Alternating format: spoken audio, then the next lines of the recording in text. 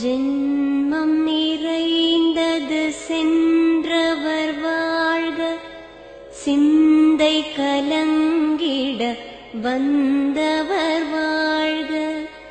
நீரில் மிதந்திடும் கண்களும் காய்க, நிம்மதி நிம்மதி யோவிடம் சூழ்க. ஜனனமும் பூமியில் புதியது இல்லை, மரணத்தை போலொரு பழையதும் இல்லை. இரண்டும் இல்லாவிடில் இயற்கையும் இல்லை, இயற்கையின் ஆணைதான் ஞானத்தின் எல்லை.